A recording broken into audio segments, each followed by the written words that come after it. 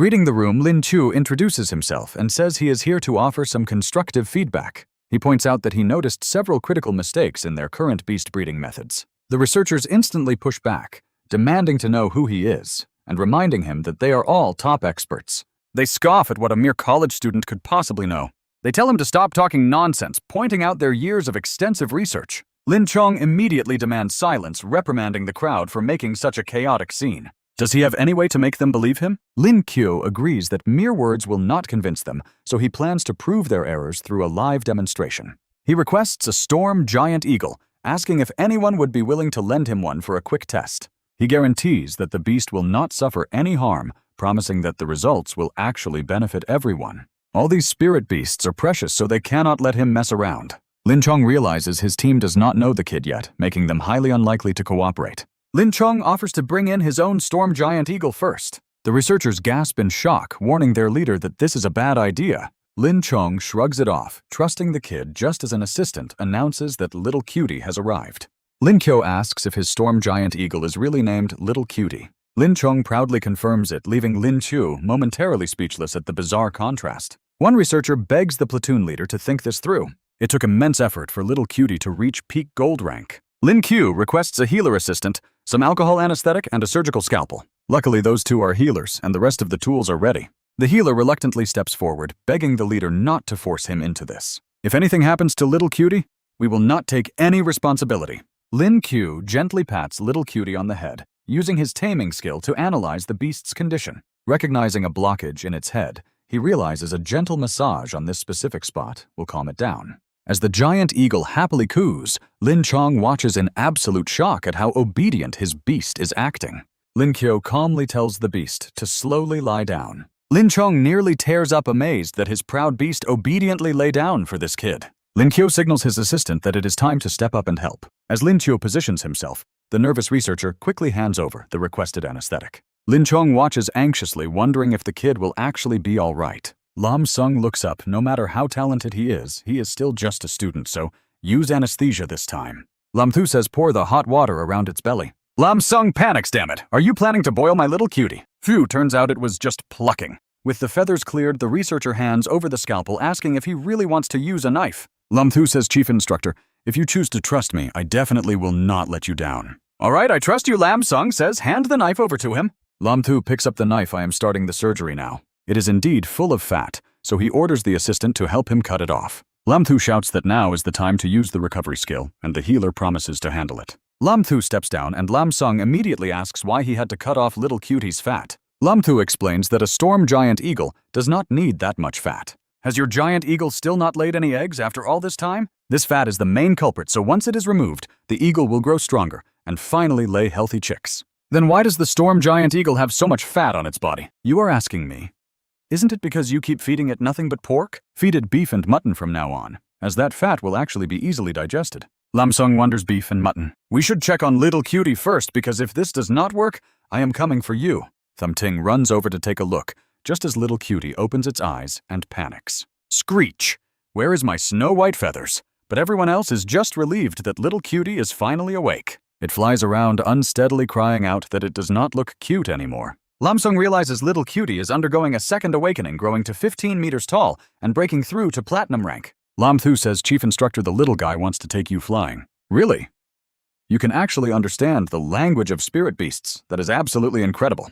I'm starting to believe that you really are the legendary spirit beast expert. You are truly amazing, young man, and we completely misunderstood you earlier. Cough, it is fine, but now I will point out a few of your mistakes for you to fix. Once corrected, I believe the combat power of the Chutuak squad will definitely skyrocket. Alright, first is the Storm Giant Eagle, which must absolutely never eat pork again. Lam Sung tells him to rest well tonight. Exhausted after lecturing the excited research team for half the day, Lam Thu collapses onto the bed. In the blink of an eye, night falls, and he can finally sleep. Suddenly, he feels a hand touching him and jumps up. It is Captain Tam Tin. Lam Thu sits up in shock. What the hell? How did you get in here at midnight? Tham Ting replies, I just opened the door, but let's not talk about that. She sits down next to him, and he warns her not to lie on a guy's bed. The fire spirit bird has hatched. Already. Even if the calculations were right, it shouldn't be this fast. I used a gold-grade spirit pearl. Lam Thu thinks to himself. A normal pearl is fine, but you used a legendary gold spirit pearl I have never even seen. So what if it hatched? Why did you have to rush here and ruin my sleep? I did not come for that, as I have something else to discuss with you. Thumb Tin interrupts him, begging to be his disciple, but he quickly protests that he is still just a high school student. Thumb Tin glares, so what if you are a student? The capable one leads, making her seem like a demon. Lam Thu sighs and sits up. Fine, I will reluctantly accept you. Master, please accept my vows. No need if you actually try that this whole thing will go totally south. Lam Thu literally kicks her out, telling her to get lost now, and he will teach her tomorrow. The next day, Lam Thu wakes up with massive dark circles under his eyes, complaining about how tired he is. He stretches and thinks to himself, he is so sleepy, and since the chief instructor took his cute beast out, what should he do now? Suddenly, Thumb Tin pops up right in front of him, greeting him as master. She eagerly asks if he can teach her today's lessons, and well, he guesses he can. How long has she been waiting out here? Not long. Honestly, Lam Thu has no idea what to even teach her. Why not just ask him questions? She shows him some research data on why the ice frost bird eggs are not hatching yet. As they walk, Lam Thu explains that it is mostly about the temperature. Those ice frost birds do not need heat incubation, just lower the temperature. She keeps asking why, and Lam Thu is utterly defeated by her endless questions. They finally reach the lab where everyone is relieved to see expert Lam arrive. They need teacher Lam Thu to perform emergency liposuction surgery on a massive storm giant eagle right away. Thumb Tin stands right beside him, still asking why the red-tailed lovebirds they raise keep committing suicide despite being extremely well-fed. Lam Thu literally screams for help. There are too many problems, so everyone needs to line up and wait their turn. Lam Thu is yawning from sheer exhaustion when the bass loudspeaker suddenly blares. He snaps out of his daze with completely bloodshot, sleep-deprived eyes. Everyone quickly gathers in the courtyard, wondering why on earth the alarm is ringing. What is going on? They ask Section Chief Tam what happened. The captain is suddenly back and has sounded the alarm, meaning something massive just went down, so she immediately shares the urgent news. Is it the Vermilion Bird? Squad Captain Lam Thu wonders. This is Chao Gai, the Vermilion Bird Captain with an 8-star Diamond Beast transformation. A few days ago, Lieutenant Lam Sung discovered a dangerous transnational criminal syndicate that had slipped into the country for some suspicious reason. Lieutenant Lam Sung tracked them for several days before finally locating their secret hideout. However, the captain and the main squad are tied up on another critical mission right now. Since they cannot leave, they need 10 members for a rescue mission. This is highly dangerous, so she asks if anyone wants to volunteer. Immediately, people step forward claiming they should go since they are peak gold tier. He praises them as worthy soldiers of Chao Gai, but then adds one key detail. Lam Sung specifically sent word back that this rescue mission absolutely must include a guy named Lam Thu. Lam Thu raises his hand to identify himself, and by the next day, they are already asking Section Chief Tam for updates. Thumb Ting reports that Ngo Ka went out to buy breakfast this morning, but has remained completely quiet inside since returning. The chief instructor has been tracking them for days and must be completely exhausted. He is resting, and who knows when he will wake. Sitting around like this won't work, so he suggests they get closer to spy on them. But since they left in a rush, they do not have any civilian clothes. No worries! Lam Thu just pulls a few outfits out of his spatial storage bag that Jen left with him. Thumb Ting is totally startled, demanding to know where those clothes came from. Pulling clothes out of his pocket is one thing, but how does he keep high heels in there too? Plus, why is he carrying women's clothes anyway? Is he some crossdresser? Lam Thu just tells her to stop guessing. He reminds her to fix her messy hair, and soon they walk down the street looking absolutely stunning together. Passers-by stare as they walk, but Lam Thu reminds her they do not need to hold on so tight. They make a totally mismatched couple, but they soon arrive, and Thumb Tin playfully asks for a drink. He activates his clairvoyance skill as they move in closer to their target. The criminal syndicate is definitely hiding here, but suddenly a sniper scope lens scans right past them. Don't move around too much. The enemy can track us. You can't do this, Master. It is hard to track them from down here. I don't have your crazy eyesight, so let's head up to check. Lam Thu agrees. He then turns to her, putting on an act, babe. Can't you wait any longer? Let us go rent a room, he tells her, and the receptionist assigns them the 3rd floor. The clerk apologizes, explaining the 3rd floor is fully booked, so they settle for the 4th. He demands the 4th sunlit room for good feng shui, prompting the clerk to ask for their identification. Thumb Tin quickly claims she forgot her ID and asks for an exception. Lam Thu acts embarrassed, claiming they are in a rush and his enhancement pills are kicking in. She still refuses. It is hotel policy until Lam Thu pulls out a thick stack of cash. A stack of cash works wonders. Room 404 is theirs. She wishes them a good time, noting their soundproofing is excellent, which is exactly what they need. Once they are inside room 404, Lam Thu immediately puts on his listening gear. He grumbles to his partner that it has been half a day, and he hasn't heard a single thing yet. Suddenly, a female voice comes through the feed, prompting Tom Tin to quickly adjust their receiver. Awkward moaning sounds fill the headset, making both of them blush as they try to listen past the noise. Tom Tin breaks into a nervous sweat, desperately trying to figure out what the targets are actually saying. She knows 7 or 8 languages, yet she cannot understand a single word of their conversation.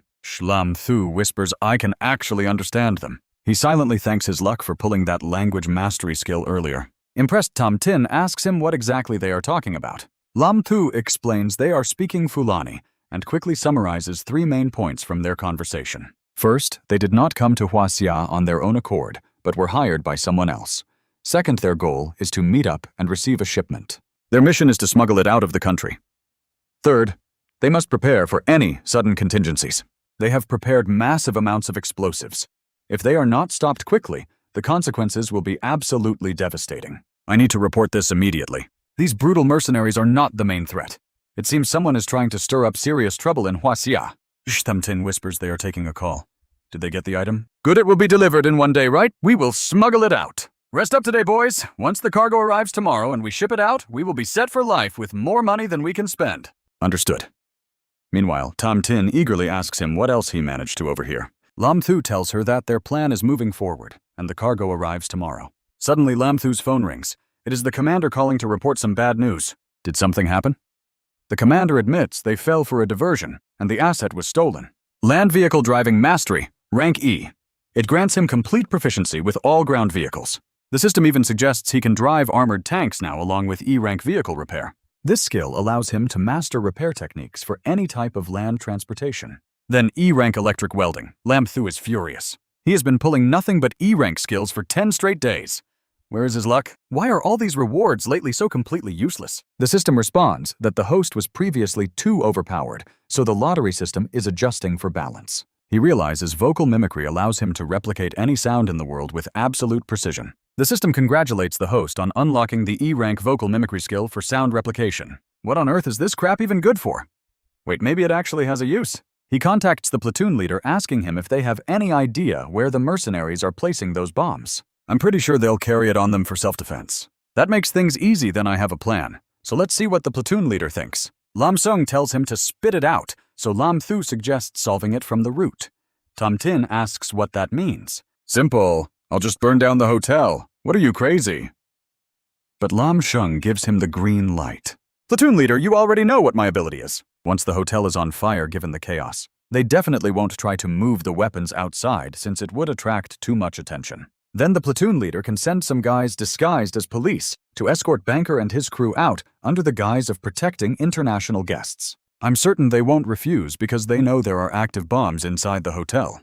They'll probably think the whole place is about to blow up anyway, so they'll be eager to get out of there fast. Once the platoon leader leads them to an isolated spot, we won't have to hold back anymore and can go all out. Lam Sung asks, but if we wipe them out, how do we get the data tomorrow? Lam Qiu holds up his phone. That's why we need you guys to grab Banker's phone. Or at least his SIM card.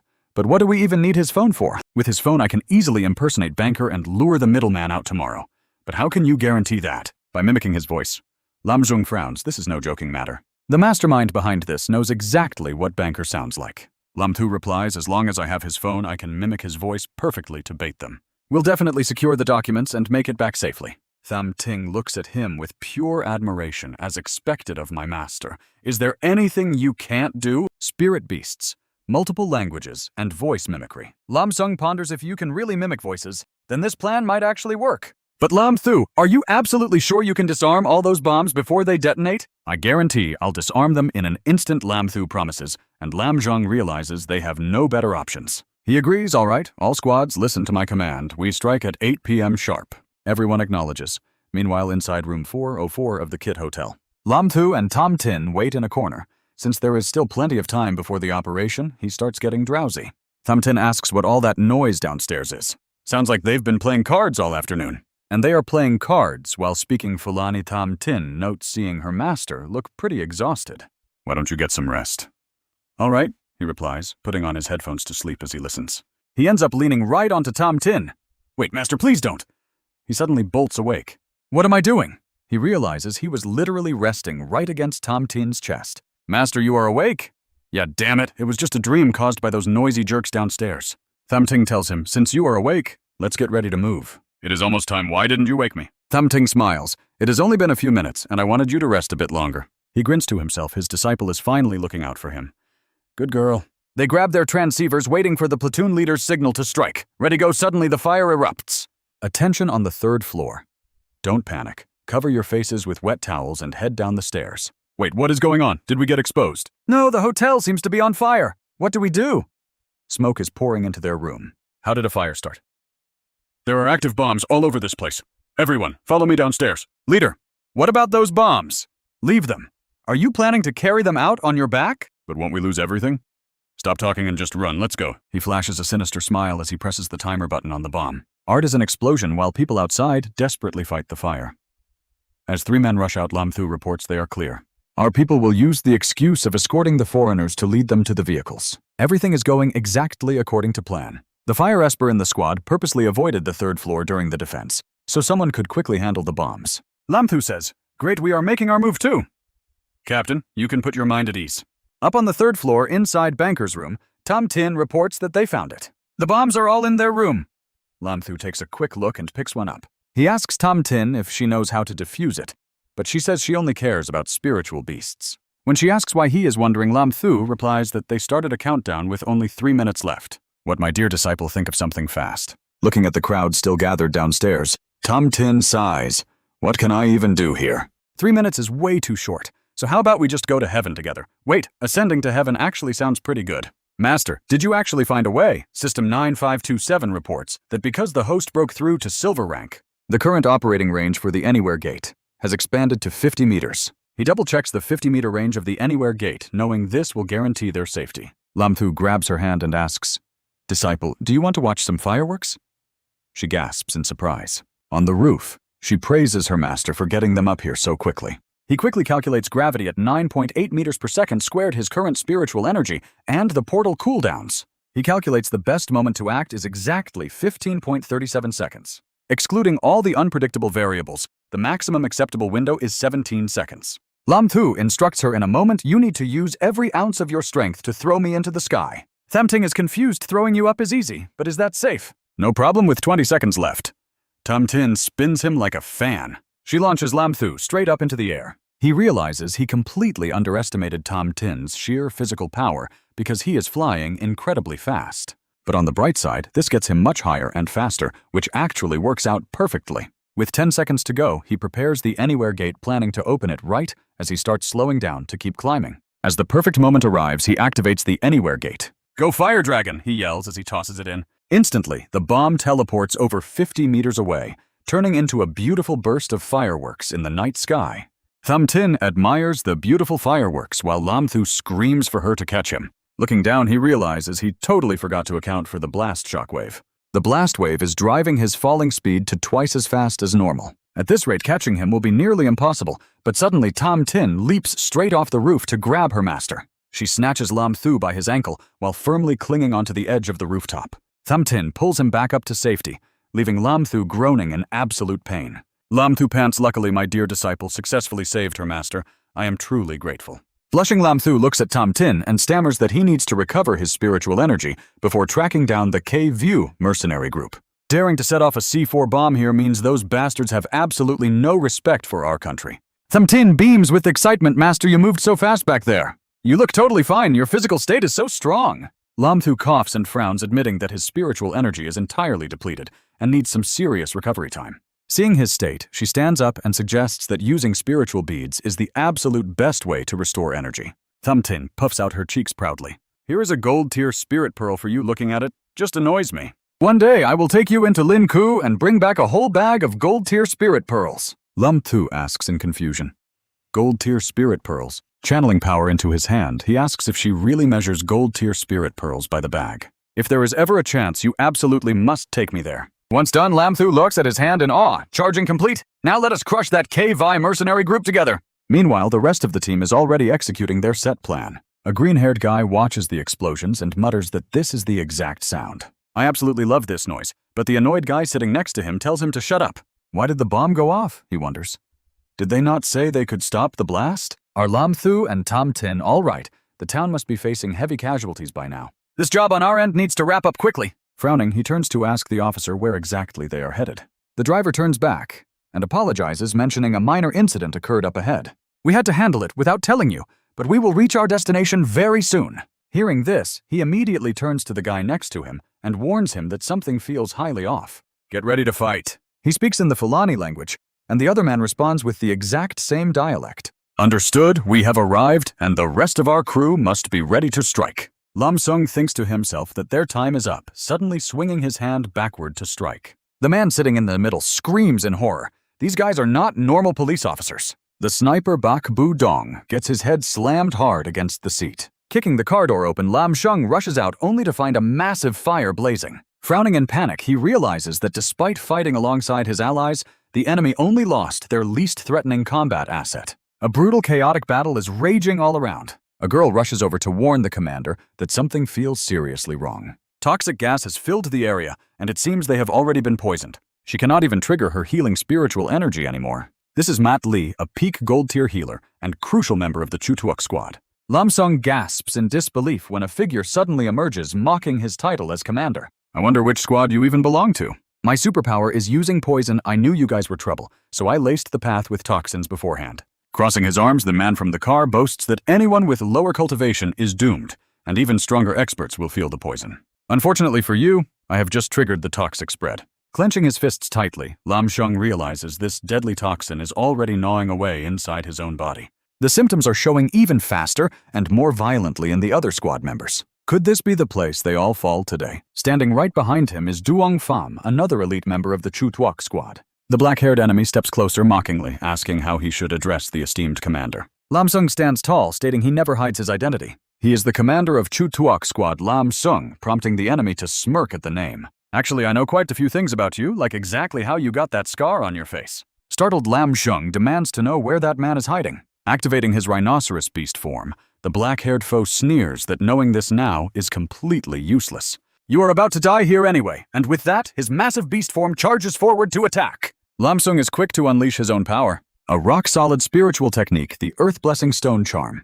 He grabs the rhino by its horn and slams it down in a single move. Veins pop on Lam Shung's forehead as the black-haired thug screams in fear for everyone to attack. "Those low-level fighters are poisoned and can't use their skills anyway." One of them rushes forward, boasting that he is Maru, a 5-star platinum wind esper. As he strikes, Lam Shung uses his earth shield to block the blow. He yells that he won't let them hurt his friends, but the rhino's horn suddenly begins to glow. Caught off guard, Lam Shung turns just as the beast charges straight at him. Duong Pham screams out in pure panic for his captain. Sweating profusely, he begs the captain to run and save himself so he can avenge them later. Matt Lee struggles to agree, telling the captain not to let them drag him down, since they won't survive anyway. Lam Sung snaps back, declaring they will have to go over his dead body before touching his squad. He has already betrayed his comrades once before in his life. Living in guilt for years, he gets distracted, and the enemy immediately takes the opening to strike. The black-haired man grins confidently, unleashing a wild wave of wind blades. Fine by him, since this captain is clearly on his last legs anyway. The fierce attack slices deep into Lam Shung's shoulder. Sensing victory, the enemy relentlessly unleashes strike after strike. Lam Sung coughs up blood from the direct hits as Duong Pham screams out for him. With a sadistic grin, the dark-haired thug charges with a knife to deliver the final blow. Lam Sung bitterly accepts his fate, only regretful that he failed to save his squad once again. Ngo Ka sneers, coldly raising his blade to drive it straight down. But just as he gloats, a red car suddenly speeds out of nowhere. The red vehicle slams directly into him, sending him flying through the air. Captain Lam Chung is left completely stunned by the sudden turn of events. Suddenly, Lam Thu leaps out of the car while carrying a woman in his arms. He bursts into a smug laugh, both of them looking incredibly pleased with themselves. With a thunderous boom from above, I make my grand, glittering entrance. Landing right in front of Lam Sung, Lam Thu casually greets his battered captain. He asks if the captain is still breathing, which only annoys the injured leader. Lam Sung can only stare in utter disbelief, demanding to know what is going on. He explains how brutally he was beaten by the enemy. Closing his eyes in defeat, Lam Sung explains they were all poisoned. He never expected Ngo Ka to be a poison-type user, leaving everyone completely paralyzed. Meanwhile, Ngo Ka's allies rush over to check on their injured comrade. The blonde guy with glasses informs their leader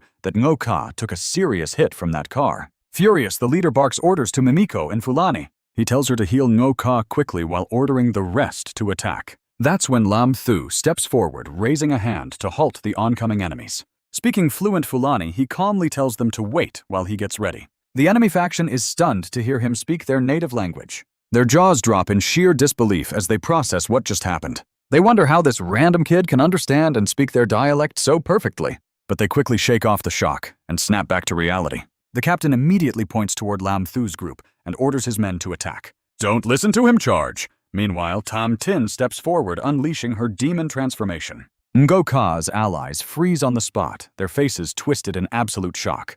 Tam Ting charges ahead. Kill, she screams. Immediately, Mimiko, a high-level gold-rank Earth user from Squad E of the mercenary group, conjures a protective dirt wall. Set up the defense.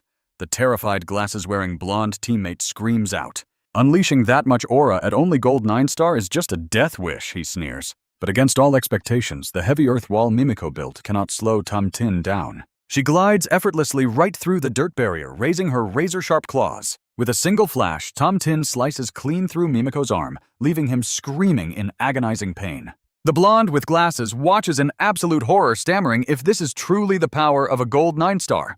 The captain snarls. Fool, he yells. A demon-type burst is nothing to joke about, so they must attack her together.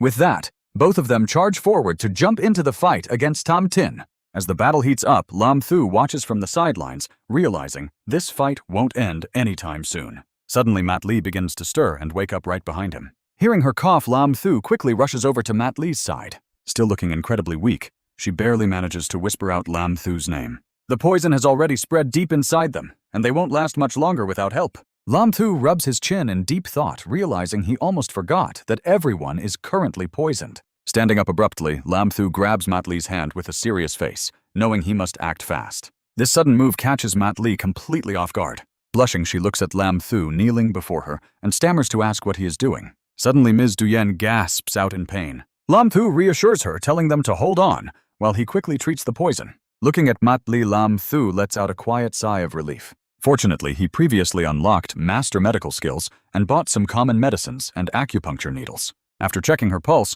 Lam Thu reassures her that neutralizing the poison right now shouldn't be a problem. Mat Li collapses. She leans exhaustedly against a nearby tree. Nodding weakly, she looks up at Lam Thu with genuine admiration. She admits she never expected someone so young to master both spirit beasts and medical arts. The young man reaches into his pocket to search for something. Hearing her praise, he grins and replies that he just happens to have a lot of hobbies. In his head, he chuckles after all he gets to draw new skills every single day. Noticing him rummaging around, Mat Li curiously asks what he is looking for. Is the treatment already over, she wonders. Lam Thu casually pulls out a scalpel, saying there is still one last step she needs to cooperate with.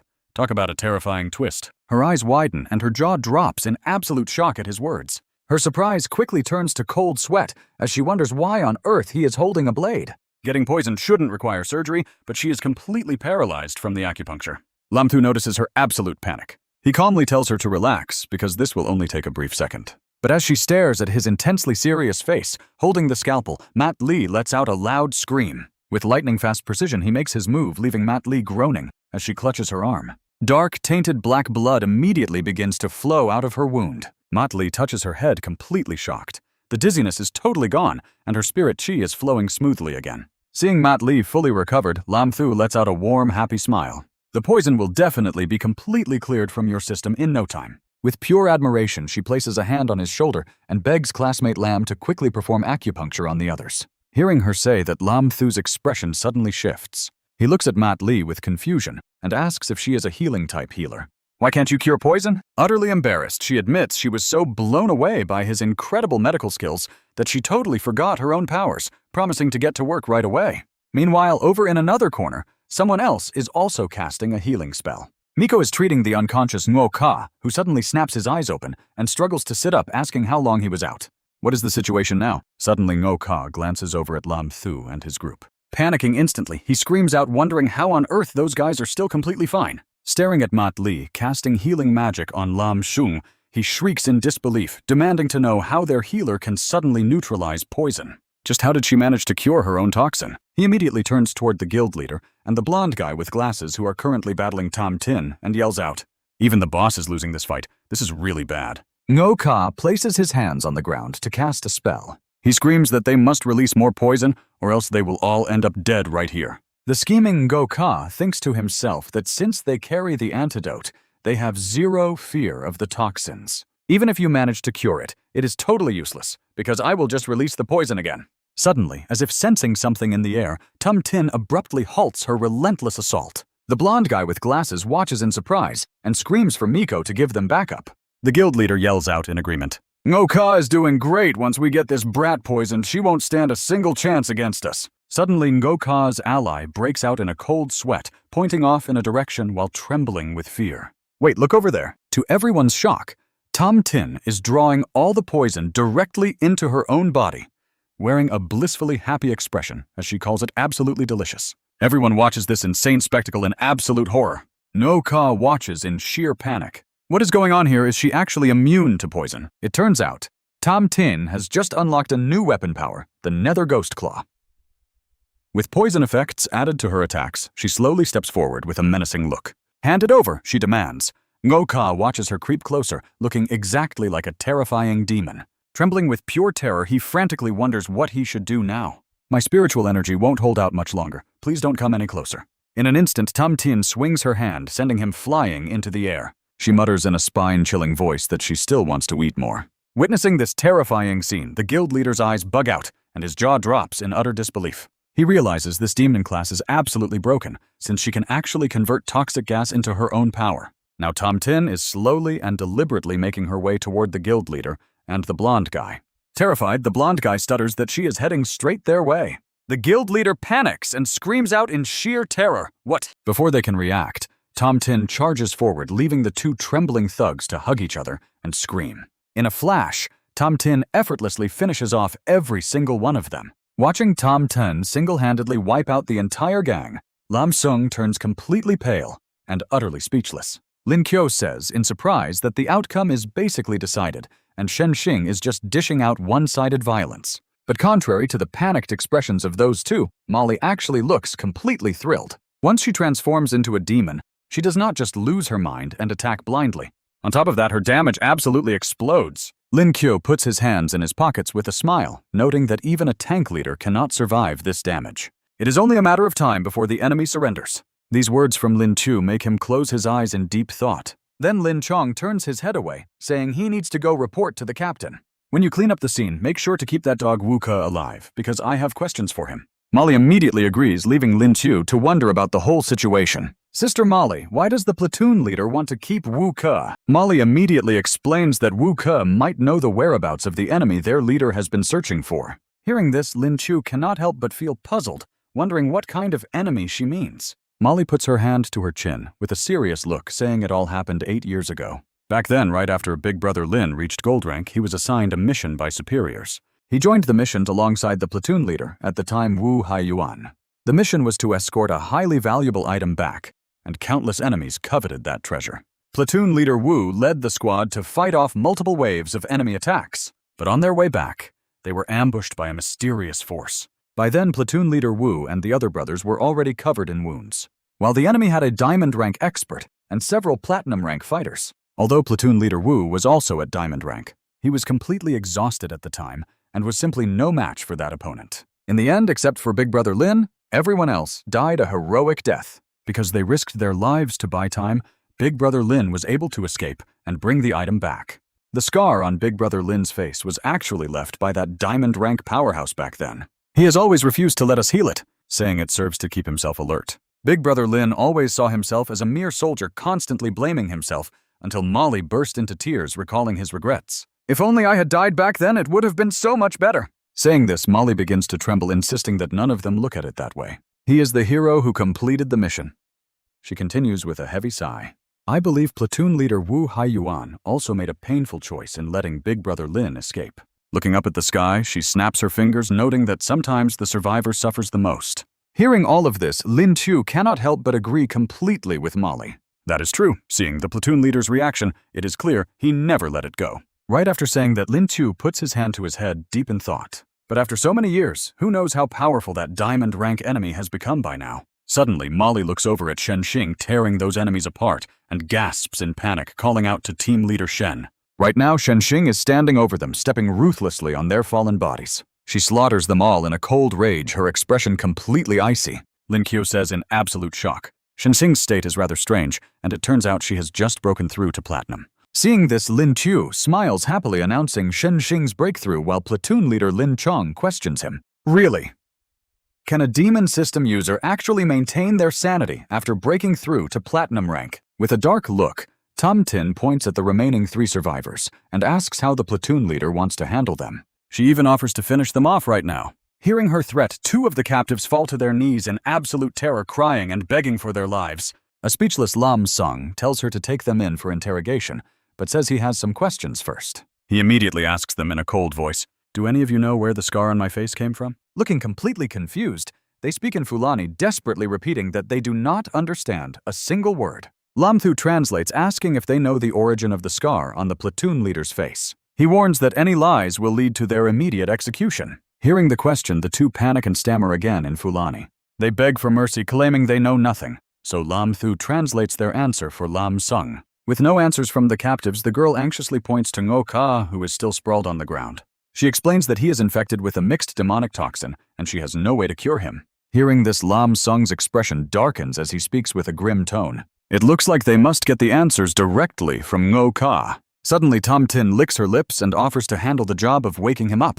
With that, she places her hand on his shoulder and absorbs the poison back into her own body. As she draws the toxins out, Ngo Ka slowly begins to regain consciousness. But the moment his eyes open to see Tom Tin standing right there, panic strikes as he recognizes the violent demoness. He scrambles backward in sheer terror, stuttering and begging her not to eat him alive. Lam Sung looks down at Ngo Ka and quickly issues an order. He tells Tom Tin to drag those 2 into the corner, and she immediately obeys. With that, platoon leader Lam Sung begins the interrogation, demanding that Ngo Ka tell him everything he knows. Focusing on the scar, Ngo Ka glances warily at Lam Sung before speaking up.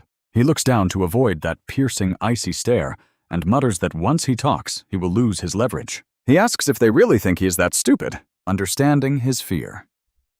Lam Sung steps in to offer some reassurance to the captive.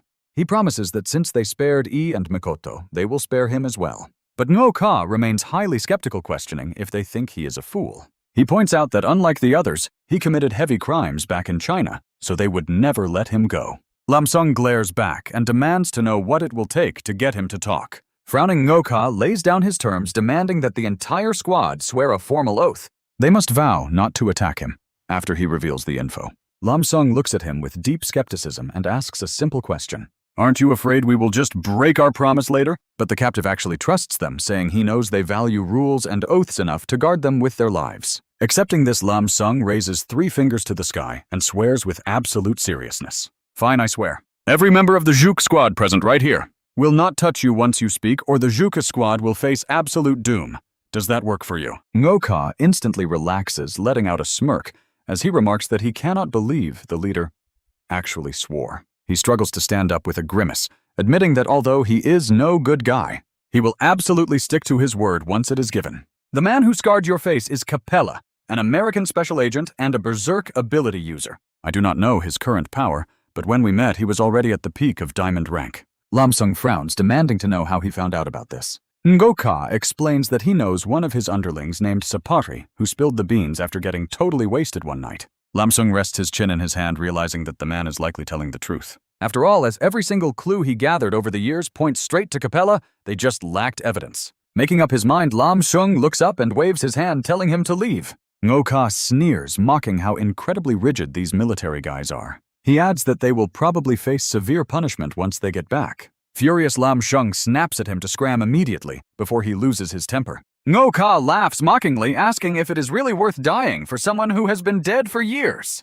Just then, Lam Thu steps up with a cold grin, and honestly, you knew he wasn't letting this creep walk free. Stunned, Ngo Ka gasps. "How is that even possible? Aren't you afraid that the oath will actually come true?" Lam Thu raises his fist and smirks. The team might be bound by the oath, but he is not a member of the Vermilion Bird Squad. Ngo Ka goes completely pale, trembling in fear as Lam Thu suddenly leaps high into the air. With his fist raised high, he declares that it is time for some well-deserved payback. A single brutal punch is all it takes to floor Ngo Ka, sending him crashing down in agony. Lam Sung triumphantly pulls out a cell phone, announcing they finally secured Buck's phone. Mai smiles widely, saying that is fantastic news. Lam Sung expresses his sincere gratitude, admitting they would have likely died right there if it were not for his timely, heroic intervention. Lam Thu tells his commander not to treat him like an outsider. Suddenly, Lam Sung asks out of pure curiosity, He mentions hearing a massive blast earlier and wonders what exactly went down. Lam Thu gives a quick thumbs up, assuring him they moved the explosives to a safe zone just in time with 0 casualties.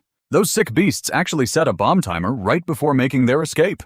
Still, the hotel suffered pretty heavy damage, so they will definitely have to compensate everyone later. He nods, saying that is an absolute certainty. Lam Thu then bows his head slightly and says thank you. Seeing Lam Thu look completely bewildered, Lam Sheng beams, saying it is all thanks to him that the mission ended successfully. More importantly, he did not have to abandon his comrades this time around. Lam Thu quickly helps him up and speaks warmly, telling him not to say that because with his grand status, he cannot accept such gratitude. Patting his shoulder, Lam Chung laughs and says that is only because he is incredibly outstanding. He adds that calling him chief instructor or commander from now on just feels too distant. So if he respects him at all, he should just call him Big Brother instead. Lam Thu smiles warmly, calling him Big Brother Lam. He then suggests they find a place to rest while interrogating those 2 foreign mercenaries they captured. Lam Sung immediately agrees to it. Moments later, Lam Thu interrogates the red-haired girl with a dead serious expression, loudly warning her that they have the right to remain silent. He adds that anything she says from now on can and will be used in court. When asked if they are going to talk, the terrified girl quickly blurted out that she will confess. She immediately strikes a seductive pose and purrs, stating her name is Mikusita, and she is from L country with perfect curves. According to her, she was just a normal working girl before awakening her healing ability, which is when Buck dragged her away. She gently begs the handsome officer not to be too rough. As she leans in uncomfortably close, Lam Thu feels his face turning bright red. Watching this? Tam Tin clears her throat with a loud, annoyed cough. She slams her hand on the table, sternly reminding them to stay professional.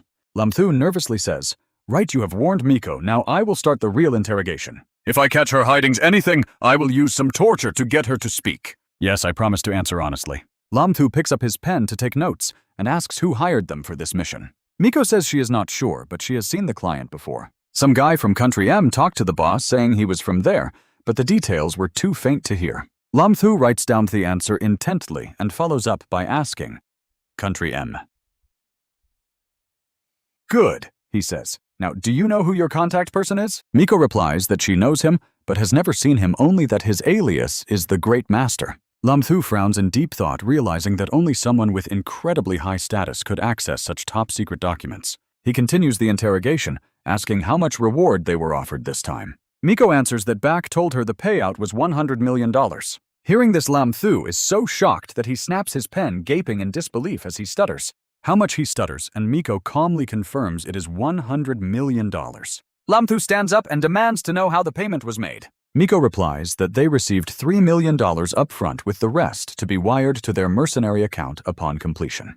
Suddenly, Lam Thu's face goes dark, and he asks about this mercenary account. "Don't tell me that only Bak knows the password to that account," he mutters. Miko points to herself with a smug smile, saying she knows it because she is their group's accountant. He immediately turns to Tam Tin with excitement and says that this is absolutely perfect. "Tham Ting, do we have anyone in our squad who is a computer genius?" She answers that Pham Duong is actually a highly skilled hacker, asking if she should call him over. 10 minutes later, Pham Duong walks into the room carrying his laptop. He asks curiously what is going on and if Mr. Lam needs his help. Lam Thu puts his hands on his hips, grinning, as he says, "Absolutely. We are going to transfer the mercenary group's entire vault straight into our own account." He leans in close to Tam Tin's ear and whispers to her softly, "See if you can spare some of the share for me. I only need the change." Tham Ting smiles and agrees, saying it is no problem since Master helped so much. After logging into the system, Pham Duong shouts that it is done, leaving Lam Thu completely stunned by the huge sum. He softly counts the digits, tens, hundreds, and thousands. Then Lam Thu screams internally, realizing the spare change is only $1.5. He covers his face, wondering who could have guessed such a weird balance. "If I had known earlier, I would have never asked for the change." Tham Tin walks over to comfort him, offering to personally give him a bit more cash. He grits his teeth to hold back tears, waving his hand to refuse. "No need, you guys need this money more than me. I just wanted to experience the feeling." "Keep that $1.5, I do not even want it anymore." Tham Tin happily replies that since he declined, she will have to make up for the $10 million she planned to give him some other way. Lam Thu is completely frozen in shock, asking himself what he just heard. He walks off to a corner crying inside because $10 million is worth 67 million yuan. Missing out on that kind of money is heartbreaking, so he needs something to comfort his broken soul. 9527 awaken today's skill, he says, as the system begins drawing. The system announces that he has obtained a Grade E life skill, making him gasp in sheer shock. This is the notification panel appearing in front of Lin Qiu. Congrats, host, on unlocking the E-rank lifestyle skill treasure appraisal, allowing you to instantly identify the authenticity of any treasure. Just remember, this works on way more than just antiques. He imagines visiting antique stalls and buying a 50 million yuan vase for just 25 yuan and 50 cents. Lin Qiu rubs his hands together, realizing even $10 million is nothing compared to this insane appraisal ability. It looks like he needs to start visiting antique markets pretty often. The sweet feeling of massive piles of cash calling his name is absolutely beautiful. Lam Sung stands right behind him and asks what he's thinking about. He tells him to get ready because their scheduled contact time is almost here. The group gathers in the main lobby, and Lam Zheng waves while telling them, "See you later." Suddenly, his phone begins to ring, and Lam Sheng quickly whispers to put it on speaker. Lin Qiu grabs the phone, clears his throat, and says it is him as a man answers on the other end. The man asks Buck if they had some trouble yesterday, and if everything is all right now. Lin Qiu answers that they are fine. It was just an accidental fire due to dry weather, and they already moved to a new hotel. The two captured henchmen behind them immediately recognize the voice as their boss. The man on the phone says that is good adding, he will arrive in 2 hours, and let them know. Lin Qiu replies that he understands. Lin Qiu turns to look at Lam Sung. Tham Tang is thrilled, saying they can finally meet the mastermind pulling the strings behind the scenes. Lam Sung warns them to stay completely alert. Lin Qiu strokes his chin and thinks for a moment, pointing out that although the caller spoke English, he definitely had a Japanese accent, meaning everyone needs to be extra cautious. Lam Sung turns to the two captured henchmen behind him and tells them they need to play along perfectly. Do not try anything funny because if we get exposed, your ending will be extremely miserable. The two immediately reply in unison, promising to cooperate and play their parts well. After a while, Tom Tin checks the clock and worries that 20 minutes have passed with absolutely no phone call. Lam Qiu asks Lam Sung if they should just call him back directly. Lam Sung tells him to wait, while Lam Qiu starts to wonder if they somehow got exposed. Impossible, and right on cue, the phone suddenly starts ringing once again. Lam Qiu tells himself it is time picking up and asking why he took so long. The caller replies that there was a minor delay on the road. He adds that he left the goods in locker number 035 at To Kwa Supermarket for them to collect. Lam Qiu asks if they are not meeting face to face, but the caller insists some things are best kept secret. He hangs up right after leaving Tom Tin to ask what their next move is going to be. Should we go and grab the data directly ourselves? Lam Qiu disagrees, pointing out that if they go directly, they might get watched by enemies hiding in the shadows. That would expose their cover immediately, and they have no idea if the other side has a backup plan ready. Lam Sung asks what they should do instead. Do they just stand by and watch the data sit there? But Lam Qiu replies absolutely not. He points out they already have a perfect delivery guy, leaving the black henchman extremely confused. The man gasps as Lam Qiu grins, and 10 minutes later, they are outside To Kwa Supermarket. The clerk greets them warmly as the tall black henchman walks inside the store. He looks at the lockers and thinks it must be here. He recalls Lam Qiu offering him a golden opportunity to redeem himself for his past crimes. All he has to do is retrieve the goods from the supermarket, and they will guarantee him a private prison cell. He eagerly agreed to do his best, but now standing before the locker, he wonders how to open it. Suddenly, a mysterious stranger bumps into him from behind. Angrily, the dark-skinned guy barks out a question, but the mystery man vanishes before he can even finish. Confused, he mutters, "Where did he go?" Suddenly, he spots something, a tiny scrap of paper lying right beneath his feet. Picking it up, he realizes this delivery guy is extremely cautious. He unlocks the locker and pulls out the bag inside, wondering in surprise if this is really it. Back at the VN Hotel, the dark-skinned guy returns, announcing he has the package. Handing over the flash drive, he begs Lam Qiu not to forget his private cell, and Lam Qiu promises he will not. Once the drive is plugged in, Pham Duong looks totally stumped, admitting the data is far too complicated for him to crack. Lam Qiu reassures him, noting that the data on this drive at least seems genuine. Pham Duong looks back with a sigh, muttering that Lam Thu's blunt words really hurt his pride, even if they are completely true. Lam Sung pats Pham Duong on the shoulder, laughing that even though they did not find the mole, having this intel in their hands means their primary mission is complete, and now they just have to wait for backup to take the files away. Lam Thu calls out to Brother Lam. Since the enemy still completely believes the files are in the hands of the Taikwa mercenaries, what do you think about giving them a little surprise? Lam Sung agrees, wondering why he did not think of that himself. He points over to the two foreign mercenaries sitting on the sofa, telling Lam Thu to ask them. They need to find out exactly where their mission was supposed to deliver the goods. Lam Thu walks over to translate, telling Ito that she has officially secured her own private room. But whether she actually gets to keep it depends entirely on how well she cooperates now. Confused at first, the girl opposite suddenly blushes and gasps in absolute excitement.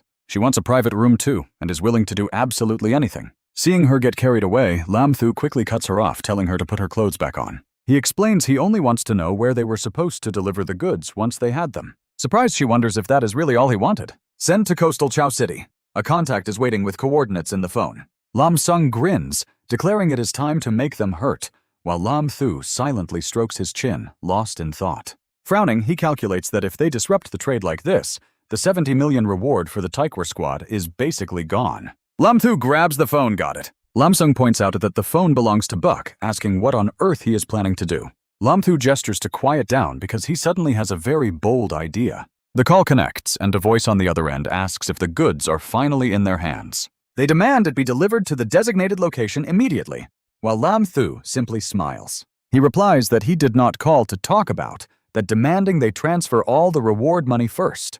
Both Lam Sung and Tam Tin gasp, wondering if this kid is trying to pull off a total bluff. The caller snaps back, pointing out they agreed on cash on delivery. Lam Thu chuckles, replying he has changed his mind, and warns that plenty of other people would be highly interested in this package if they refuse. The caller resorts to threats, warning him not to play with fire unless he wants to get burned. Lam Thu sneers back, telling him he has a counteroffer. He does not want 70 million anymore, demanding 100 million instead. Caught completely off guard, the caller stutters, telling him to wait while he gets permission from his superiors. Lam Sung gestures to ask if things are going well, and Lam Thu flashes an OK sign before a sudden crashing noise echoes. The caller barks that the money is transferred, demanding they deliver the goods immediately. Lam Thu happily agrees to send it right away before the line suddenly goes completely dead. He sighs at how incredibly rude they are, having hung up on him multiple times. Duong Pham reports that the money has arrived 100 million. Tham Tin laughs. This brilliant move not only secures the files, but cons them out of 130 million. Lam Sung adds that they will be ambushing the enemy backup crew very soon. Tham Tin smiles along and tells Duong Pham to transfer all that money to her account immediately. Lam Thu quickly asks, "Where is mine?" Tham Tin nudges his shoulder with a playful wink, telling her master not to worry, because her promised compensation will definitely not disappoint him. Crying a river, Lam Thu protests that he specifically wanted an extra 30 million to save up for his wedding. If they just take it like this, what happens to his future wife? Blushing hard, Tam Tin stammers, "A wife? Why not just make me your wife?" She suggests that way. There is no need for a dowry at all. An image of another girl flashes in Lam Thu's mind, and he quickly pushes Tam Tin away. "No way," he says, "you already like someone else, so you stand zero chance." Tam Tin coughs, awkwardly snapping back, as if anyone would actually fall for you.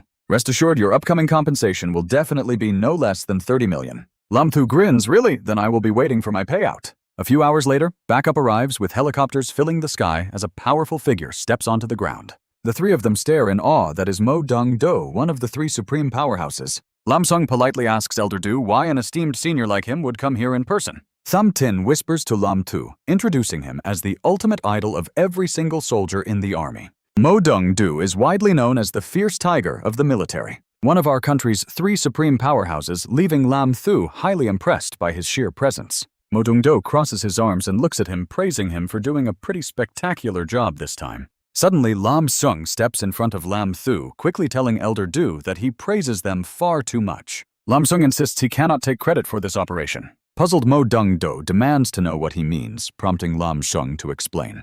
The primary credit for this mission actually belongs to little brother Lam Thu and team leader Tam Tin. Both Lam Thu and Tam Tin are caught off guard as Mo Dong-do laughs in approval. Indeed, the new generation always surpasses the old, and little Tin performed exceptionally well. Tham Tin steps forward, hugging his arm playfully, wondering why her dear Grandpa Do had to come out here himself. Mo Dong-do snorts, declaring that with enemies provoking them at their very doorstep, he simply could not stand by.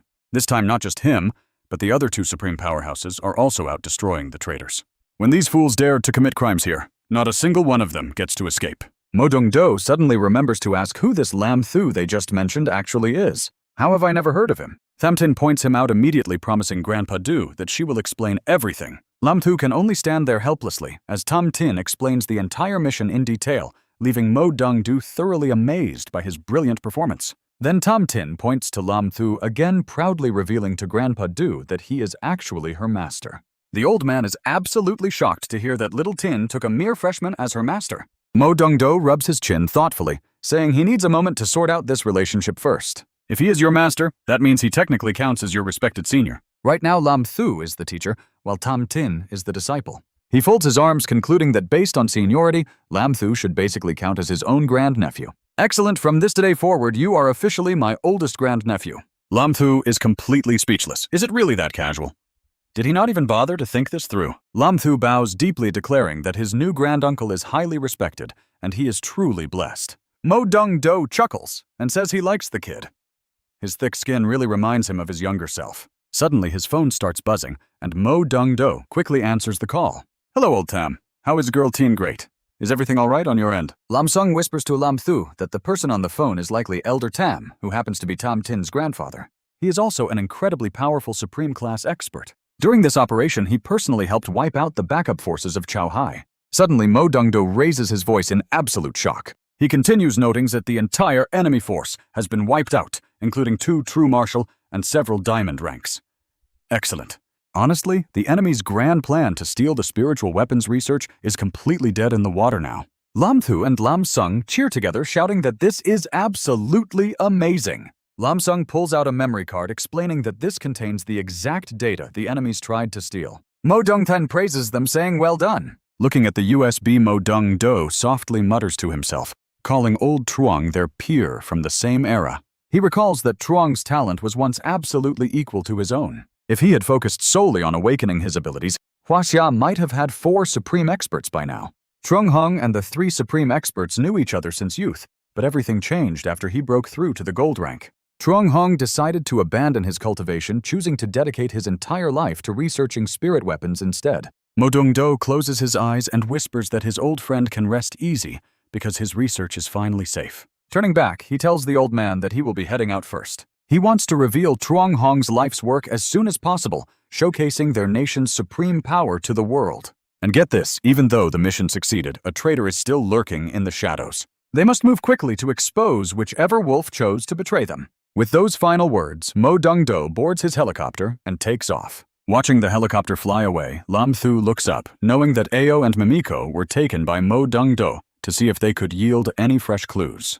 And the team did not linger either. After packing their gear, they mount their beasts and immediately begin the long journey back home. By the time they finally arrive at the Vermilion Bird Squad's logistics base, dawn is already breaking. Captain Trio Kai has already returned, but his sudden behavior leaves Lam Thu feeling pretty surprised. Trio Kai comes out to greet them warmly, calling out to Lam Thu as Kid. He asks if he has any interest in joining their Vermilion Bird Squad. He admits he truly appreciates the young man's unique abilities. Lam Thu simply blinks casually, declining the sudden unexpected offer. He explains there are too many rules in the military for him. Trio Kai firmly places a hand on his shoulder with an understanding gaze, urging the kid to think about it, since their member benefits are truly incredible. Lam Thu quickly replies that he really is not a good fit for this place. He says he will pass on joining, though.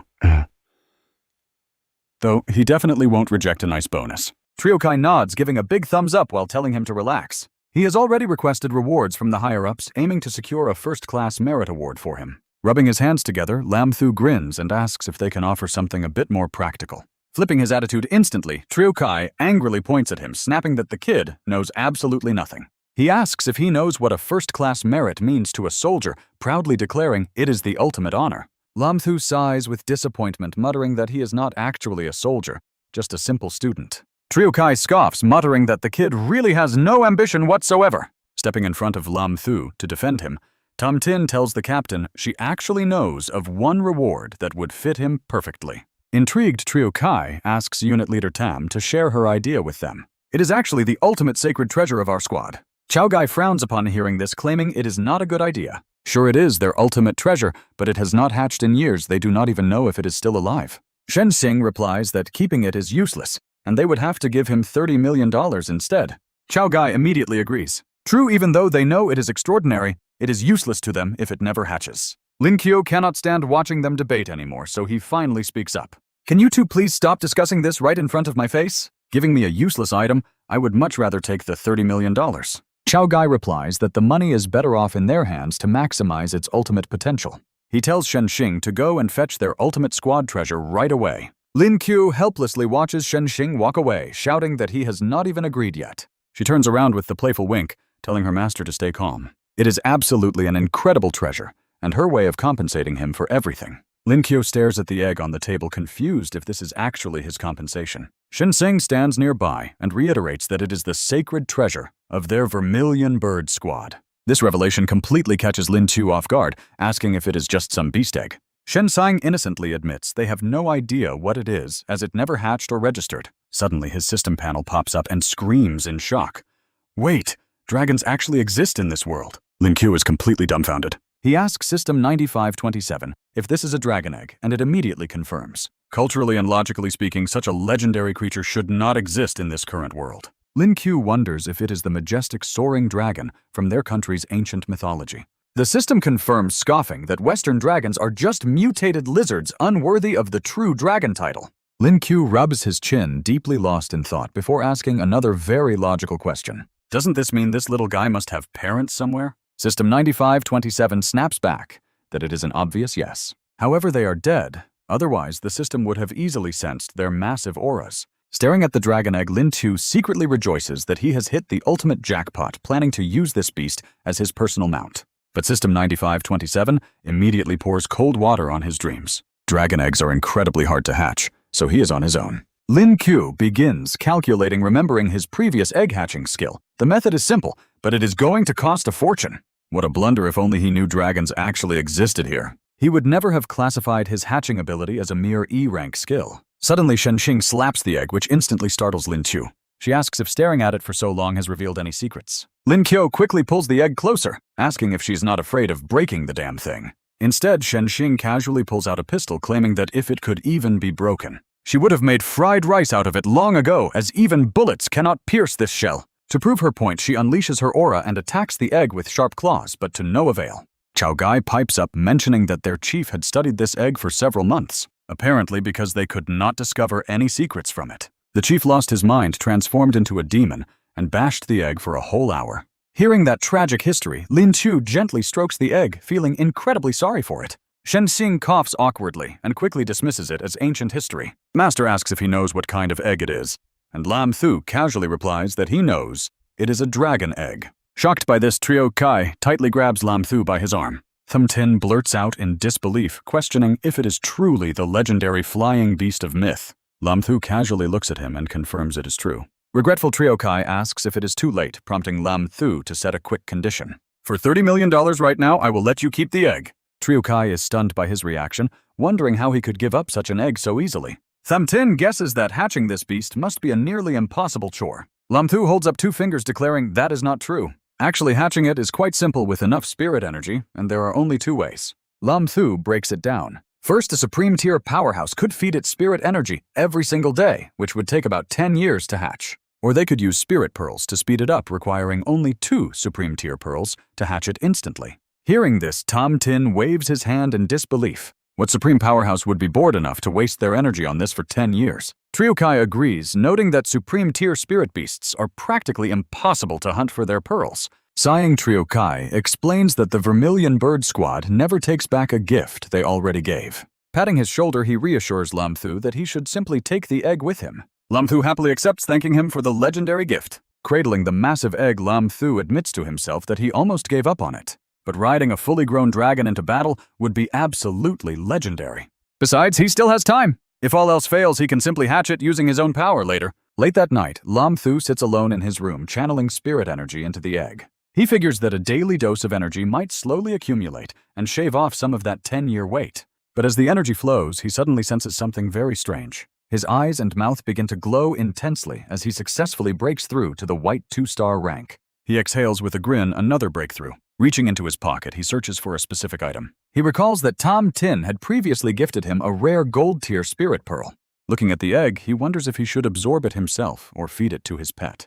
Ultimately, he decides that his own progression must take priority. He gently pats the shell to comfort it. It is not that he is greedy, but this low-level pearl would barely register to a dragon. He absorbs the energy and immediately breaks through to silver 3-star, clenching his fist in pure satisfaction. That gold-tier pearl was no joke, bringing him incredibly close to reaching 4-star. Rummaging through his pockets, he searches for another pearl.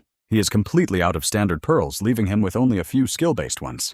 He needs to sell these off, wondering if the Vermilion Bird Squad might be interested in buying them. Carefully, he slips the dragon egg into his front pouch. Tucking himself into bed, he decides to consult Big Brother Lam first thing in the morning. Next morning, a panicked voice echoes frantically repeating that they are all gone. Staring into his empty bag, Lam Thu panics as his pearls are gone. Lam Sung is totally confused. With tears streaming down his face, Lam Thu cries out that a thief must have broken into their headquarters. Lin Chong frowns and scoffs at the idea of a thief. Who on earth could break into your pocket dimension? He rubs his head trying to recall. You're right, let me think about what happened yesterday. Then Lin Qiu realizes something and blurts out, wait a second, the dragon egg. Holding the dragon egg in his hands, Lin Qiu says angrily, so the culprit was actually you! Give me back my hard-earned blood and sweat money. You ate up every single one of my skill cores, didn't you? He angrily slaps the dragon egg while scolding it. You couldn't even wait for me to sell those items. I could have bought you standard ones with no skills to save us a fortune. Watching the drama from the side, Lin Chong steps in to comfort him. Xiaoqiu, they're just a few skill cores. Why get so incredibly worked up about it? Besides, the value of that dragon egg is massive. But Lin Qiu immediately hits him with reality. Brother, this damn thing has already eaten over 10 million worth of my skill cores. Lin Chong pats his shoulder. Over 10 million. What kind of cores are that expensive? Weren't they only bronze and silver tier? Lin Qiu cries in reply. Sobbing, he wails that one of them was a silver tier frost arrow core. Lin Chong consoles him. Well, that really is worth over 10 million, but out with the old in with the new. Just look forward. Besides, you'll probably be heading back to school pretty soon, right? Lin Qiu nods. Yeah, I've been away so long they're probably finishing up their training soon. Lin Chong points toward Shenxing and replies, true, but you still have a lot of work to do first. Look, the queue of people waiting for you already stretches to the gate. At that moment, Shenxing walks over with a group. Lin Qiu sighs solemnly. Am I back to being treated like a tool again? Suddenly, the military training back at school doesn't sound so bad after all. Hearing this, Lin Chong laughs. Come on, stop joking around and finish up your last task. Suddenly, Shenxing's expression turns uneasy. She quickly grabs Lin Qiu's hands and anxiously asks about this last task. Master, are you really leaving us soon? He scratches his head in response. Well, pretty much. After all, I'm only a first-year student. Chief Shen, what are you? Shenxing blushes shyly, staring at him with deep reluctance. The dense Lin Qiu feels utterly clueless, wondering what on earth is wrong with Chief Shen.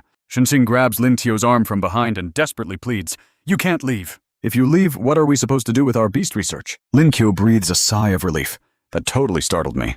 So Chief Shen's dramatic reaction was only because of her research. The researchers behind her agree. Exactly, if expert Lin leaves, we'll end up taking so many unnecessary detours. Seeing their pleading faces, Lin Qiu thinks to himself, though I want to help. Explaining everything one by one is a huge waste of time. I need a better way. Lin Qiu then steps back and calls out loudly, everyone please quiet down for a second. I see you have countless questions, and there's no way I can answer them all in a short time. So before returning to school, I've decided to write a comprehensive guidebook for you all. This should easily solve all your problems in one go. Does anyone have an issue with that? The green-haired guy happily asks, really? That would be absolutely amazing. The entire crowd immediately cheers, long live Expert Lin Long. Live Expert Lin. Over the next few days, he dedicated all his time to writing this beast guide. But 9527 was clearly targeting him.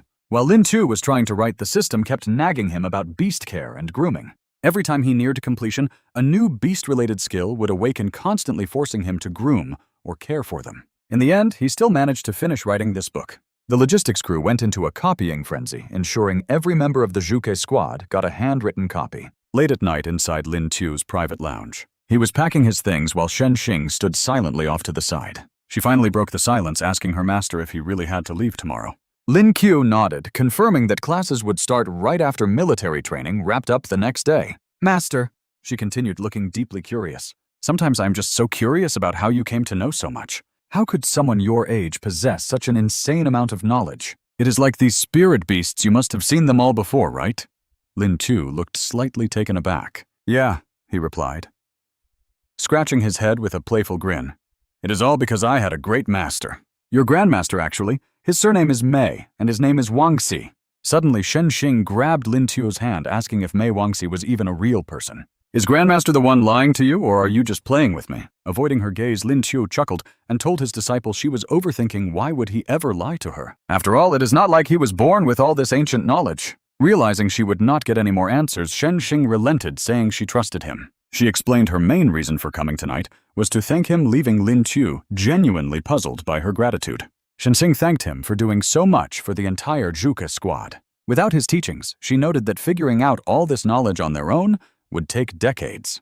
and they certainly could not have pulled off the spirit weapon upgrade without his help. Suddenly growing shy, her face turned bright red as she called out his name again. She softly begged him to visit them often, promising they would all miss him terribly. Lin Qiu smiled warmly, promising to drop by whenever they needed help with anything. After all, his university was not that far from their base. Early the next morning, despite his growing attachment to the place, Lin Qiu decided to quietly slip away early. He wanted to leave before anyone else woke up to avoid a tearful goodbye. He began tearing his room apart, frantically searching for something. Its sudden disappearance made no sense, leaving him completely baffled when he could not find it. Just then, Chao Gai and his squad appeared right behind him. Lin Qiu muttered in confusion, completely baffled by how his headphones had managed to vanish overnight. Suddenly, Chao Gai spoke up, telling him to forget the headphones and focus on leaving. He admitted he was never any good at handling dramatic goodbyes. Startled by the voice, Lin Qiu spun around, only to see every single member of the Juke squad gathered there, standing at absolute attention as they raised their hands in a solemn unified salute. Lin Qiu stared back, completely stunned. He did not even know how to describe the rush of emotions hitting him. Never in his life had he expected to receive such an honorable send-off. Slowly, he raised his hand to return the salute, knowing he would cherish this extraordinary chapter of his life forever. Turning around, he ran over to join Lin Chong. Chao Gai watched his retreating figure with a heavy sigh, deeply regretting that they could not recruit the talented kid into the Zhuge squad. Shenxing looks down, her voice soft. Maybe the Zhuge squad was never the right place for him. Watching him leave, she murmured that tying him down to their squad might only hold back his true potential. Chao Gai let out a soft laugh, agreeing she might be right. After a short flight, they finally arrived, and Lin Qiu touched down right in front of Mo Spiritual Martial Arts University. Lam Thu asks right then, "Hey boss, you didn't go ahead and leak the news about me leaving early, did you?" He answers without any hesitation. "That is right, you deserve nothing less from us." If the boys couldn't send you off properly, they would have felt terrible. Lam Thu's eyes flare with fire as he complains, but this actually makes me feel kind of awkward. Lam Sung recalls the scene from earlier and chuckles fair point. He points right at him with a serious look. Your reputation in the Vermilion Bird Squad is easily rivaling the commander now. Lam Thu is surprised.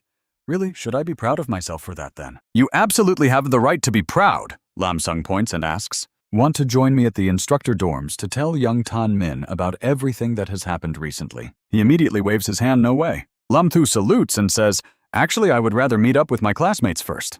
Goodbye, Chief Instructor Lam Sung does not push him, simply bidding him farewell. Standing outside room 303, Lam Thu knocks and wonders how his friends are doing lately. A voice calls out from inside. Who is it? Why are you knocking so early in the morning? Do you not want people to sleep? Lam Thu peers inside and smiles. Yes, that is definitely Truong Tam's voice. Lam Thu stares in absolute shock at the person before him, while Truong Tam wonders if he is dreaming. Lam Thu stands there staring. This is room 303, but who on earth is this guy? He speaks up awkwardly. So sorry, I think I have the wrong room. Truong Tam points to himself. Brother Lam, you are in the right place. It is me, Truong Tam. Lam Thu is completely frozen in disbelief, just as their other roommate steps forward. Oh, Brother Lam, you are finally back. The newcomer pats Truong Tam on the shoulder and explains this guy is indeed Truong Tam, though no one knows what happened to him. He just cut back on sleep after every training session, and after a month, he ended up looking like this. Lam Thu is utterly baffled. What? He pinches Truong Tam's cheek. Is this even physically possible? Are you sure you did not swap bodies? Truong Tam crosses his arms proudly. Brother Lam, after a month of brutal training, I shed weight in a flash. After the tournament from earlier, the two of them stroll along while talking things over. Truong Tam calls him the hottest topic on campus, but Lam Thu thought everyone had forgotten him by now. He keeps chatting while multitasking and catching his friend up on everything. No way, you are literally all over the forums and social media feeds. There is a performance showcase coming up. Are you going? Lam Thu asks in surprise. A performance showcase. Suddenly, his face flushes as he wonders if he will run into her. At the bustling campus showcase arena, crowds are gathered everywhere, while Lam Thu anxiously looks around. Truong Tam points a finger and teases him. Boss, are you looking for your goddess? Lam Thu instantly panics and denies it, saying no way. A voice calls out from afar, making Lam Thu frown and turn around. The girl brushes back her hair with a smile. You are back. And Lam Thu nods seriously. Ao Duong Thin struts over and ruins the mood, teasingly calling out classmate Lam Thu. Wow, the school goddess and our number one guy are both here, she says, leaning close to him. Lam Thu is quite surprised by her sudden move. Ao Duong Tien pouts playfully. It was so boring without you around lately. Lam Thu ignores her chatter and focuses entirely on the visibly annoyed Tan Chan Chan. Oh no, Chan Chan is furious. He quickly steps back with a nervous laugh, asking if that is really true. Did he not come straight to school just to see Goddess Tan? Tan Chun Chun blushes just as the announcement rings out. The Lin Vo Mo exhibition starts, led by Spatial Dean Aodung Truck. Lum Tu watches closely, realizing that prestigious figure must be Dean Aodung Truck himself. The dean waves. Lum Tu points to himself. He greets the dean, who warmly gestures for him to take a seat. Lum Tu hesitates. With so many eyes on him, this feels incredibly awkward. Aodung Truck laughs it off, telling him to sit, since he did a fantastic job. You made our Lin Vo Mo Academy incredibly proud. Old Luke told me all about you, and I will personally train you when we have time. Lum Tu smiles internally, wondering if the dean wants to teach him spatial magic secrets. They sit down together. Dean, you praise me too much. I only did what was expected of me. Maviam watches this unfold, and trust me, the jealousy is very real. Why is Lum Tu sitting there? Other students also murmur in deep frustration. Is he seriously watching the performance side by side with the top brass? They are all freshmen, so why does he get such special treatment? Even Tan Chun Chun can only stare at him. She never expected him to reach that level so quickly. The gap between them is growing too wide. Her eyes soften. Strangely, she feels no envy or disappointment, only genuine happiness for him from the bottom of her heart. Acts perform and scores settle. Bored Lum Tu looks around, wondering what to do. He immediately orders System 9527 to begin today's awakening, sending a bright flash across the holographic screen. Moments later, the system chimes to congratulate the host for obtaining a rare A-tier lightning awakening skill. Once he activates this rare item, it will successfully unlock and awaken his highly destructive and incredibly powerful lightning element. The system presents the prompt confirming that he can now awaken his lightning abilities. Do you want to use it immediately? Tears stream down his face as he realizes he finally escaped that useless E-tier garbage. Only an absolute idiot would say no to a free power-up, so Lum Tu slams the yes button without hesitating. A new prompt appears, detecting his beastification skill and asking if he wants to fuse them. He is absolutely thrilled, wondering if he can really stack another fusion onto his existing beastification and space abilities. He quickly selects yes. Grinning happily, he says, "Of course, my friend, you must help me strengthen this the second we get back." Congratulations to the host! The fusion succeeds, and the system congratulates him as his Doraemon ability successfully evolves into a new form of Doraemon. It feels like a bolt of lightning strikes him. Lum Tu gasps in absolute shock. The system chants loudly for glory, letting thunder shatter the darkness of Doraemon for the honor of the northern gods. Let the lightning shatter the dark. Staring at his hands, he looks at the system screen in total disbelief. System 9527. Are you serious with these lines? But at least this means he can now unleash lightning elemental skills, to which the system responds with absolute honesty. Exactly. This beautifully represents all your diverse elemental attributes in a few words. Space, lightning, and beastification. Is there any issue with that? He facepalms in defeat. Whatever you say, since he does not need to shout that embarrassing name to transform anyway. Lum Tu clenches his fist, proud to have 3 skills. The system explains that his static electricity friction can only be activated while in beast form. By rubbing your hands together to generate electricity, the current's power is completely determined by how fast you rub them. Here's a friendly reminder, even a ghost wouldn't have to worry about their phone dying anymore with this, he says with a straight face hand friction speed. Lum Tu chuckles happily. Having been single for 20 years, I naturally have absolute confidence in my hand speed. Talk about a true gift for a single guy. The skills pop up on his screen, showing Lightning Strike, a single target attack that fires concentrated lightning. Usually Heaven's Wrath acts as an enhanced single target skill, letting him summon 7 deadly bolts to completely vaporize his targets. And they only get stronger. Clenching his fists in excitement, Lum Tu realizes he finally has a reliable long-range attack. Imagine the massive damage on a single target! But what if he gets surrounded by a massive crowd, resting his chin on his hand? He starts to worry. Since these are all single-target skills, he realizes he needs to find some soul beads with wider-range techniques as soon as possible. Lum Tu asks 9527 what level his superpower is currently sitting at. The system reports he is currently at S rank, almost breaking through to SS rank, which makes him happily summon a spark of electricity from his hand, muttering that it is not bad at all. He finally feels like he is getting genuinely strong. With the exhibition ending smoothly, an exhausted Lum Tu stretches his arms. The end of the event also means their intense military training has officially wrapped up. Suddenly, a loud voice echoes, shouting that Instructor Chin is like a second father to them. Looking over at the 2 guys hugging each other in the distance, they start speaking. We have to leave now, so make sure to watch your eating habits. Otherwise, you are going to gain all that weight back. Yes, instructor, for the sake of Min, I will stay fit. Watching this emotional display, Lum Tu frowns and admits that even though they couldn't wait for training to end, saying goodbye still feels pretty bittersweet. Luke Tron approaches from behind, calling out to Lum Tu. and telling him to come along. Ao Duong is waiting in the training room to give him some personal guidance, which leaves him utterly confused. Inside, Dean Ao Duong truck is already in the middle of a serious workout session. Luke Chun keeps leading the way while explaining the situation. Since the school term has not officially started, the training hall is technically still closed to the public. Suddenly, a massive fist comes flying straight toward Lam Thu. The dean pauses his training and chuckles warmly, welcoming them as they step into the room. Standing behind Luke Chun with arms crossed, Lam Thu wonders what in the world is going on here. He was told this was just guidance, so why does it feel like the dean is about to thrash him? Ao Duong Trak gestures for him to step up, telling him to use everything he has got and attack with full power.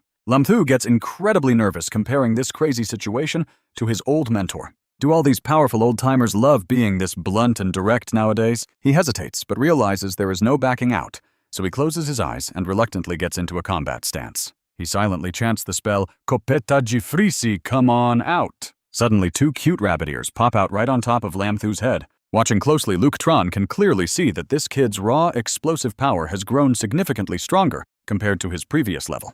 He cannot help but think that Lam Thu looks incredibly cool right now. Lam Thu immediately raises two fingers to his face, preparing to unleash his spell. A spatial portal tears open, and Lam Thu instantly steps out right behind the dean, catching the old man completely off guard. With a grunt, he lands a solid punch straight to Ao Duong Trak's back. A surge of electricity instantly shocks the dean's entire body. Before the old man can even react, Lam Thu dives back into the portal and disappears. Ouyang Ze turns his head in sheer shock, realizing that this kid actually possesses a lightning-type skill as well. The power behind that single punch was easily at the gold rank level. By now, Lam Thu steps 1 foot out of the portal. Calling out, he tells the kid to throw whatever attack skills he has left, because he won't fight back. Right then, the main character is already imagining the dean bonking him on the head. "How dare you attack me, you insolent brat!" Lam Thu sighs in relief, saying the old man should have spoken up sooner, as he thought he was getting beaten. In the very next second, he unleashes his true strength. Dark clouds gather as crackling lightning fills the air. With a grin, he says if that is the case, while the raw energy surge makes Lam Thu's hair stand straight up. He thrusts his hand forward and yells, "Then I won't hold back. Lightning strike heaven's punishment." Instantly, countless crackling bolts of lightning rain down directly on Ouyang Ze. The dean observes closely and mutters, "Interesting." This final blow of heaven's punishment could easily rival the strongest attack of a peak silver rank. At this point, Lam Thu is entirely focused on his offensive. Even though he breaks a sweat from the tension, Dean Ouyang asks if that is all. Wiping the sweat from his forehead, Lam Thu realizes these attacks do not seem to faze his teacher at all. Maybe the dean just wants to test how far he can push his limits. He grits his teeth and swings his fist. Get ready, because now we get to see his actual combat prowess. Barrage of punches is unleashed, but the dean blocks them effortlessly, even offering some praise. The old man yells to keep going, and Lam Thu smiles happily. Then he raises his hand toward the old man and warns him to watch out, because this is his final move. Ouyang Ze stares back in confusion, wondering what on earth this kid is trying to pull. Why did the attacks stop? Suddenly, a mysterious hand appears right above the dean's head. That mysterious hand gently reaches down and grabs a single silver strand of the dean's hair. Lam Thu tells himself to just yank it out. In a flash, he holds the strand of gray hair, amazed that a mere silver rank like himself actually managed to hurt a formidable, true martial powerhouse. Sure, it is only a single strand of hair, but a hit is still a hit. Ouyang Ze is absolutely fuming, completely shocked that this kid actually dared to pluck his hair. Showing absolutely no fear, Lam Thu proudly reports his progress. "Principal, I have officially used up all my moves." His face darkens, but the dean secretly appreciates how sharp-witted the kid is despite his cheeky tricks. He recalls being told earlier that this kid was only a silver 1-star. Stroking his bald head, he marvels at how the kid reached silver 3-star in just 1 month, making him a rare and brilliant prospect. Ouyang Ze crosses his arms and studies the boy with a curious gaze. "I'm highly impressed with you," he says, asking if the kid wants to become his disciple. Without hesitation, Lam Thu drops to his knees, bows his head, and happily begs his master to accept his respect. The master reaches into his pocket as if searching for something, then speaks up. "Your spatial element is lacking offensive skills, so take this as a special welcoming gift from me." Lam Thu reaches out to accept the glowing orb, completely blown away by its value. It is a gold-tier spatial spirit orb containing the legendary Dimension Slash skill. Ouyang Ze tells him to learn it. Without delay, he absorbs the orb, and a brilliant golden light quickly wraps around his body. This leaves the dean in absolute shock, as China has never seen another person with the spatial element. Seeing this kid makes him feel like he finally has a worthy successor. Before long, Lin Qiu breaks through to Silver 4-star, his body overflowing with raw energy. Standing nearby, the principal quietly watches the breakthrough. Locking his gaze on the wooden dummy, Lin Qiu's eyes turn razor-sharp. He calls out his soul skill Dimensional Slash and unleashes a swift strike. But halfway to the target, it suddenly vanishes completely. This leaves Lin Qiu wide-eyed in shock. He wonders if it just vanished because the attack range of Dimensional Slash is actually that short. Turning to Principal Aozung Tret, Lin Qiu anxiously calls out to his new master. He worries the skill is a bit weak, but a second later, the wooden dummy completely shatters to pieces. Holy crap, he curses under his breath in absolute shock. He realizes how insanely powerful this skill is. Massive range, devastating force, and completely stealthy. The principal speaks up, noting their brief sparring session just now. He noticed Lin Qiu's spatial magic is actually quite different from his own.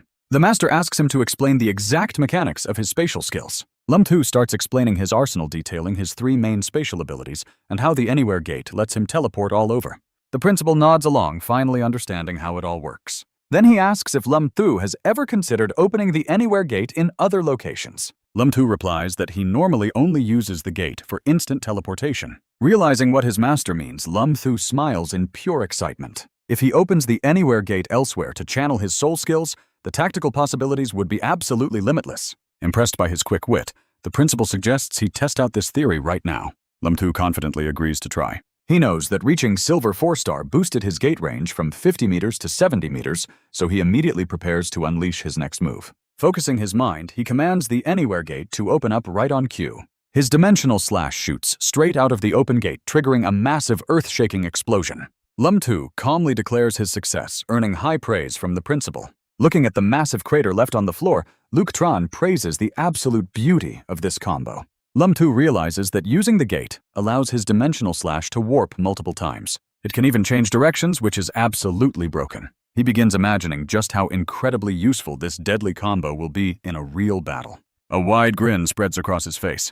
This is far more than just hitting his targets. Even if his enemies manage to dodge his first strike, he can easily follow up with another. He laughs triumphantly inside his head. If he opens the gate directly under his enemy's feet, they would be completely helpless. Suddenly, Aozung Tian arrives to tell her grandfather that it is time to head home for dinner. Locking eyes, Lin Qiu and Aozung Tian are both utterly shocked to see each other there. The principal asks if they know each other, and Lin Qiu quickly replies that they are classmates. She asks her grandfather if he was not actively searching for a spatial magic user. She warily warns him that Lin Qiu is clearly a beast transformation user and tells her grandfather not to be fooled. Lin Qiu is left completely speechless. Giving her a cold look, the principal questions why she would say such a thing. He saw it himself, so how could it be fake? The older man announces that he has accepted Lin Qiu as his disciple, meaning she must now show respect to her new martial uncle. She grits her teeth in frustration, finding this side of her grandfather to be incredibly intimidating. Unwillingly, she swallows her pride and reluctantly addresses Lin Qiu as her martial uncle. Lin Qiu grins widely and tells her to stop bowing so formally. After all, Supreme Shen's own granddaughter is his disciple. That martial uncle title is pretty good. Aozung Tian gasps. What? The principal is just as surprised that Shen Tin is actually his disciple. She stands there seething in silence. The principal happily takes the chance to approve. He asks Lin Qiu to look after his granddaughter in class and teach her a lot more. Lin Qiu chuckles and quickly agrees. By late afternoon, the principal finally bids Lin Qiu goodbye. He tells Lin Qiu he is busy for the next 2 days, but will return to guide him when school starts. Lin Qiu politely bids his master farewell when suddenly Truong Tam shouts for his big brother from behind. Covered in sweat, Truong Tam runs up and asks why he is there. He complains about searching for him all day, and Lin Qiu explains he was suddenly called over. What is it? Excitedly, Truong Tam grabs Lin Qiu and drags him away. He points out they have 2 days off. Surely Lin Qiu has time. He invites him to visit Din Thin Group, leaving Lin Qiu pretty surprised. Arriving at Din Thin Group, the sheer luxury of the place is absolutely mind-blowing. Lin Qiu notes, this is the 3rd largest group in the country, though it looks average outside. But inside he realized he almost forgot this kid Truong Tam is actually a wealthy heir. Walking further, Truong Tam shouts out to his second brother Truong Nhi, the second young master here. Truong Tam proudly introduces him as his older brother Truong Nhi. Lin Qiu quietly sighs, thinking their father really got lazy with their names. You are the 3rd brother, Truong Tam happily nods in response.